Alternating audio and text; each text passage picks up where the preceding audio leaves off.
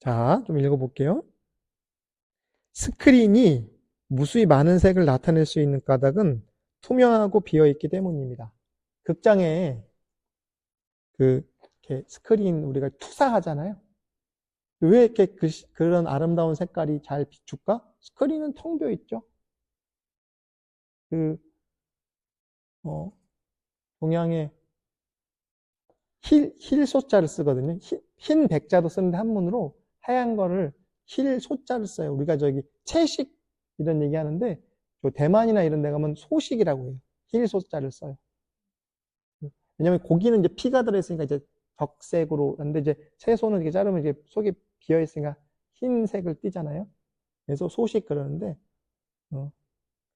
동양에도 그런 얘기가 있어요. 흰 종이에 많이 채색을 할 수 있다는 그런 용어가 있어요. 비어 있었기 때문에 우리가 만물을 비출 수 있는 거죠.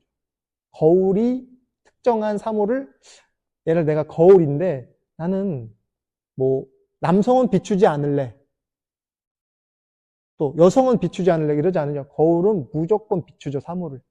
우리 마음도 그래요. 근데 우리는 마음을 조절하려고 하니까 어때요? 아, 이런 생각은 좋은 생각이 아니야. 저런 생각은 뭐 해야지 돼. 그러니까 우리가 이제 마음을 거울로도 비유를 많이 하거든요, 동양에서. 근데 거울은 무차별이죠? 좋고 싫고가 없어요. 더러운 것도 비추고 깨끗한 것도 비춰요.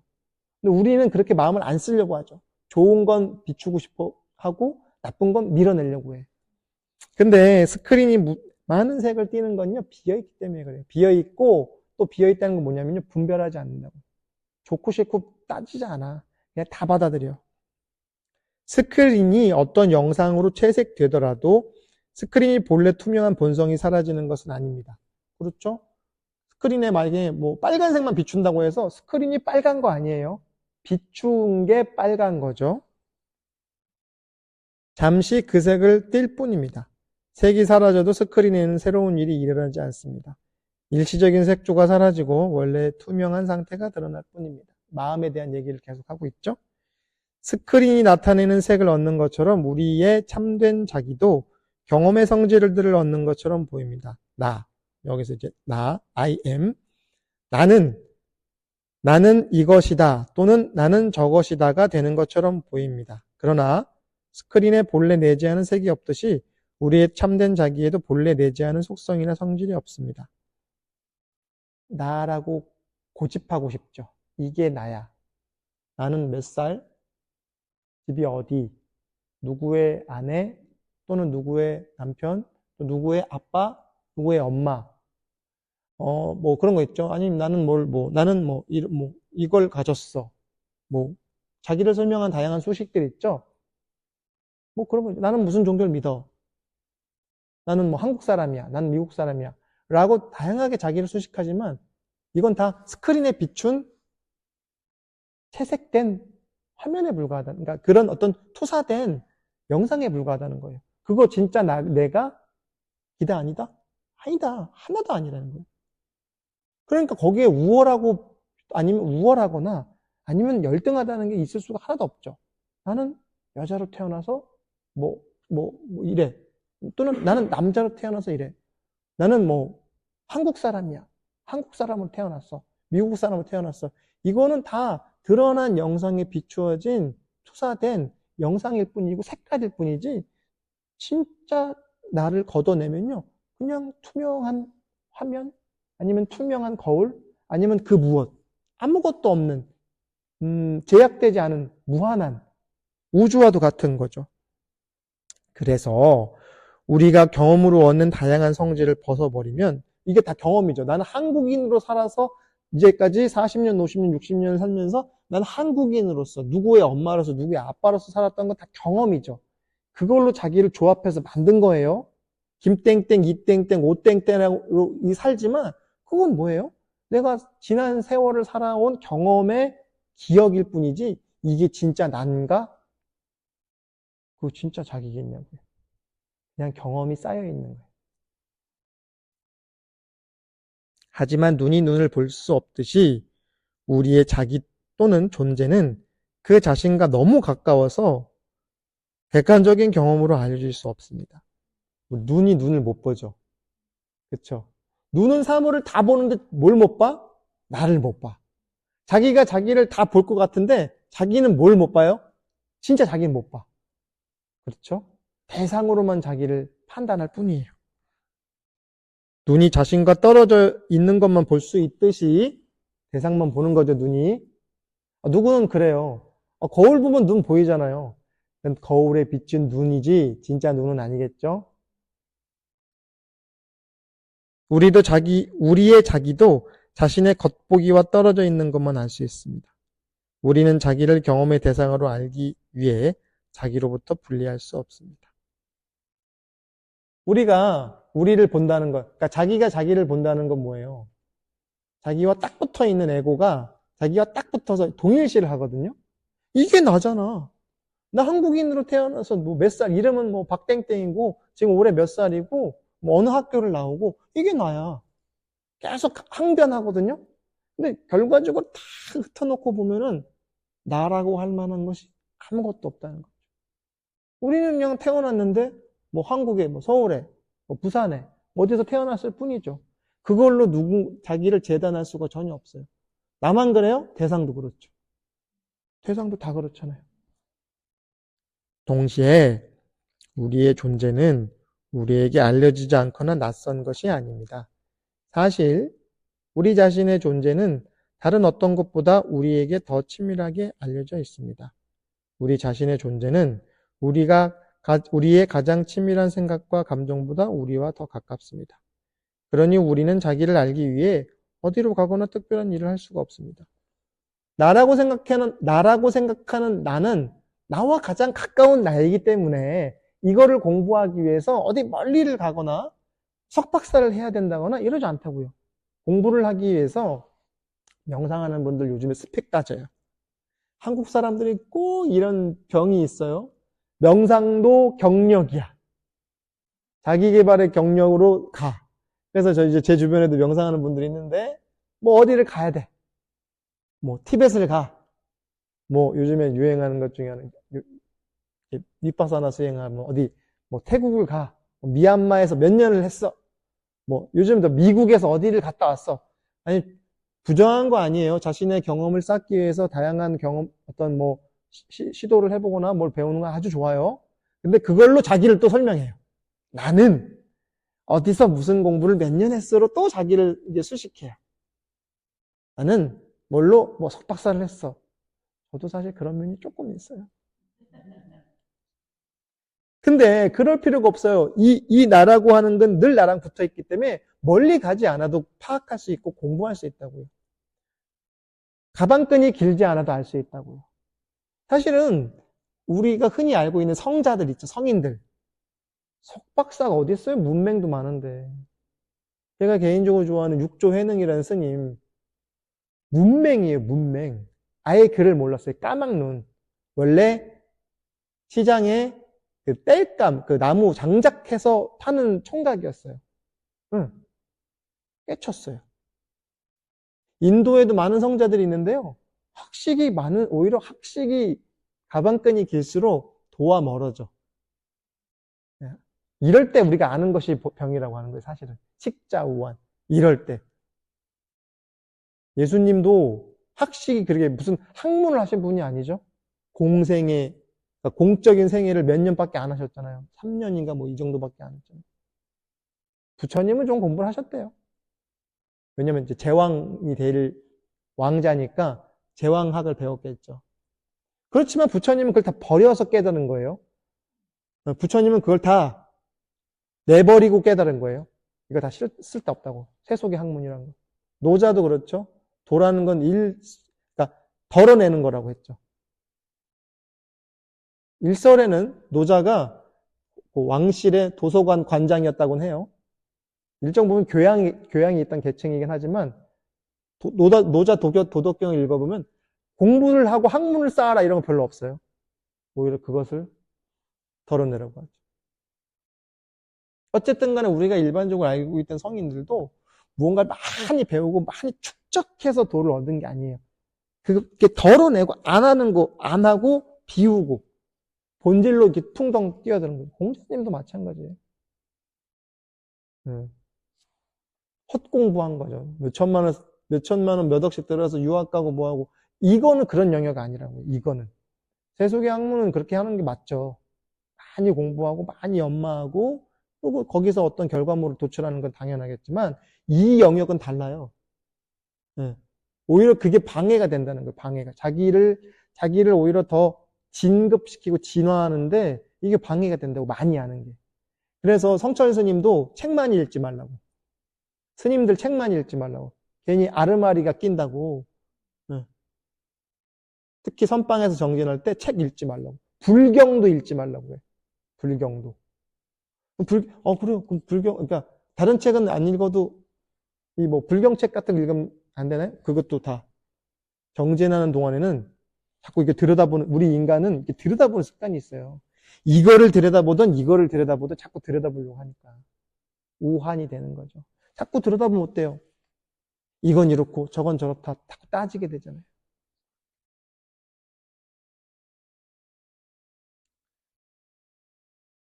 만약 누가 우리에게 지금 일어서서 자기를 향한 한 걸음 내디뎌 보라고 한다면 어디로 가겠습니까? 무엇을 하겠습니까? 우리 자신과 더 가까워지는 곳으로 갈 수 있을까요? 또는 우리 자신에게 더 멀어지는 곳으로 갈 수 있을까요? 그럴 수 없다는 얘기예요. 그러니까 나는 나를 떼어놓고 어디로 못 간다고요. 네. 옛날에 어느 스님이 옛날 국사가 있어요. 나라의 스승들이 있잖아요. 왜 태조 이성계도 이제 무학대사 이렇게 있고 원래 왕조 시대에는 왕이 무언가를 판단하기 앞서서 많은 스승들을 이제 찾아가거나 아니면 옆에 뒀죠. 국사.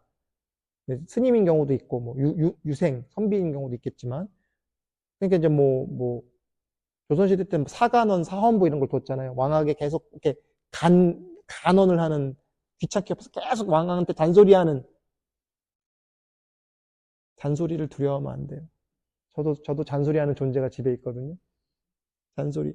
목도리를 매라 추우니까 감기 걸린다. 그래도 감기 걸려봐야 그 소중함을 알겠죠.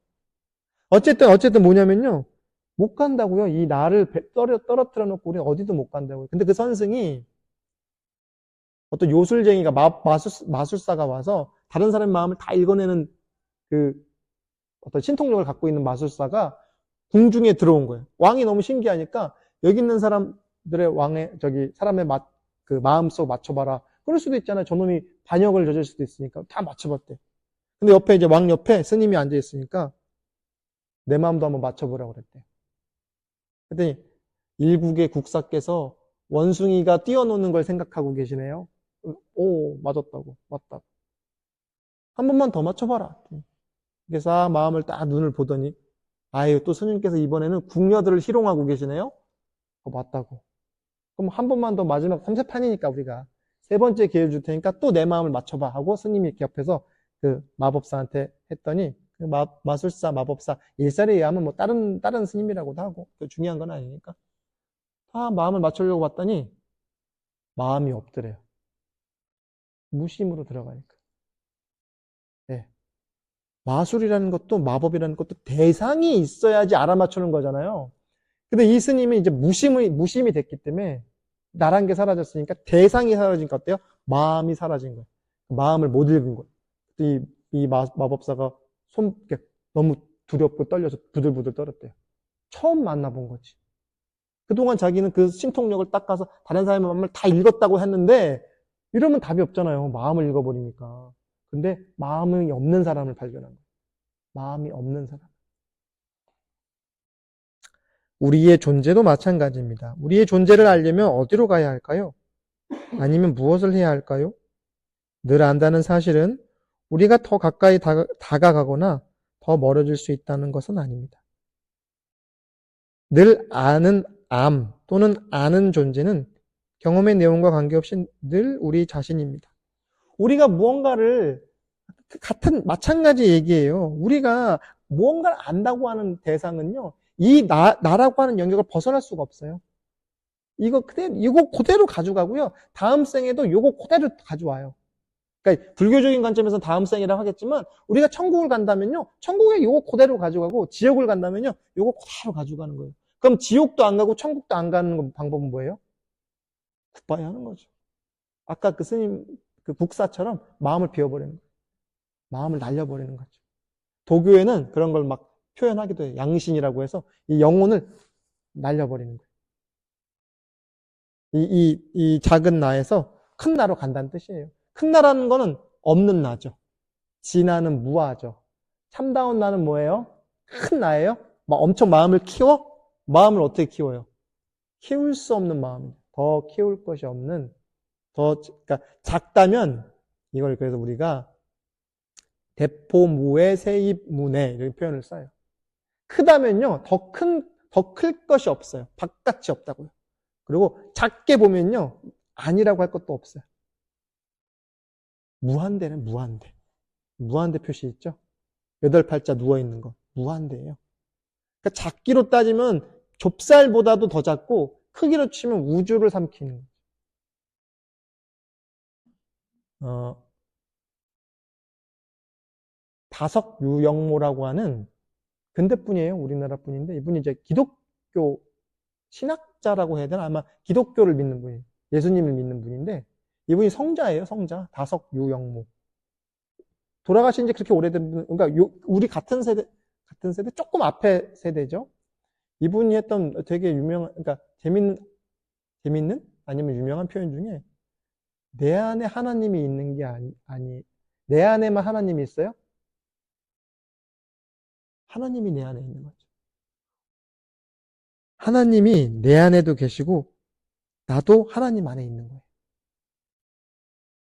우리는 그렇게 얘기해요. 불교 사람 믿는 사람들 그랬잖아요. 내 안에 부처가 있다. 근데 반대예요. 부처 안에 나도 있는 거예요.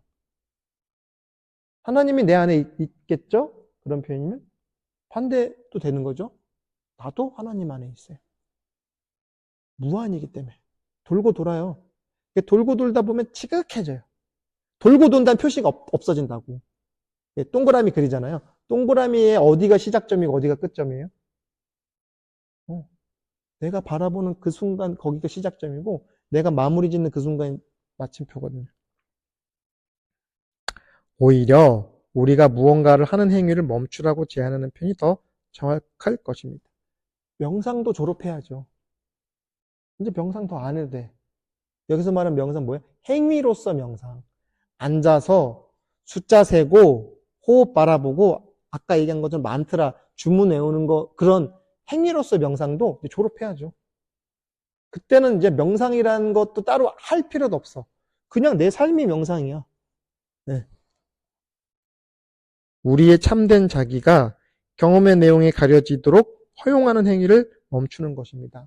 우리의 참된 자기가 나라고 하는 경험에서 벗어나는, 거기에 가려지지도 않고 물들지도 않는다고요. 그러니까 뭐예요? 나라고 하는 이 옷이 나는 아니죠. 그렇죠? 나의 것이죠. 내가 경험하는 나라는 것도 결국 뭐예요? 나의 것이죠. 벗어죠. 옷, 그럼 뭐 벗어서 추울 때 또 꺼내 입는 거죠. 여기서 우리가 말하는 건요, 나를 벗어놓고, 왜 그런 경우들도 있거든요. 아, 그래. 정말 내가 해탈했어. 아, 난 참 자유를 얻었어. 막 살아버려. 막 살아. 이제 우리가 그런 거를 전문용어로 무의 행위라고 하거든요.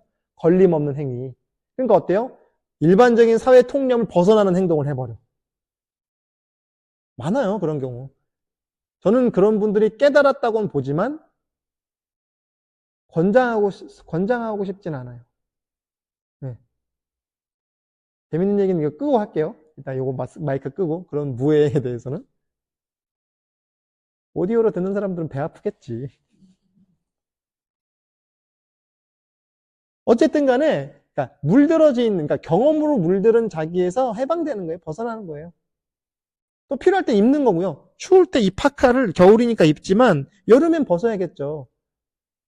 피로에 의한 자기니까, 경험에 의한 자기니까. 어린 시절 추억 소중하죠. 미래에 대한 비전 소중하죠. 그거 하지 말라는 얘기가 아니죠. 해야 할 때 하고, 놓을 때 놓고, 입을 때 입고, 벗을 때 벗는 거죠. 나라고 하는 것도, 경험에 의한 자기라는 것도 필요에 따라서 쓰는 거거든요. 그러니까, 페르소나, 사회적, 어떤 에티켓, 이런 거 필요하죠. 없는 게 아니에요. 잘 쓰는 거죠. 적재적소에. 우리의 참된 자기나 존재가 경험으로 한정되지 않는다는 것을 알게 되면 아무것도 할 필요가 없습니다. 그것은 스스로 빛이 납니다. 그렇죠. 그때 우리가 나라고 하는 거에서 내가 왕년에 이제 우리가 요즘에는 이제 꼰대 이런 표현 쓰잖아요. 벗어나면 꼰대 이런 거 없죠. 네. 늘 새롭고 늘 신선하거든요. 육체적인 나이가 꼰대가 아니라니까요. 요즘에 젊은 꼰대들 표현도 있잖아요. 젊은 꼰대들. 근데요, 이런 경험적인 자기에서 벗어나면요, 너무, 매일매일이 너무 재밌어.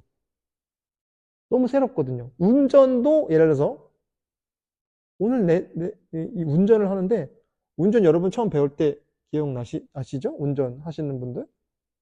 면허 있어요? 면허 딸 때 얼마나 재밌어. 힘든 점도 있지만, 그리고 이 차를 가지고 내가 마음껏 어디를 간다는 게 얼마나 자유롭고 신기해요. 내 차를 가지고, 아니면 엄마 아빠 차를 가지더라도, 어디를 놀러 가, 친구들이랑. 그때 얼마나 신나요. 근데 이게 내가 만약에 택시 운전을 해. 그럼 재미없겠죠. 경험된 자기로서 이루어지는 일들이니까. 그게 첫 마음. 내가 사랑하는 사람은 첫 대면했을 때 설렜던 그 느낌을 경험적인 나에서 해방되면요. 매일매일 느끼는 거예요. 매일. 그 대상을 봤을 때. 운전이든 사랑이든 뭐든 좋아요. 명상이든. 오히려 오죽하면 그래서 제 책 이름을 내 생의 첫 명상이라 했잖아요. 우리 명상을 매일 해도요. 처음 명상. 늘 설레는 그 상태. 처음 그 느낌처럼 신승훈 노래, 어머 옛날 사람 나도 옛날 신승훈이란 가수의 처음 그 느낌처럼이란 노래 가사가 있잖아요. 처음 그 느낌을 계속 유지하는 거예요. 어떻게? 경험에 의해서 이루어진 나라고 하는 것에서 해방될 때.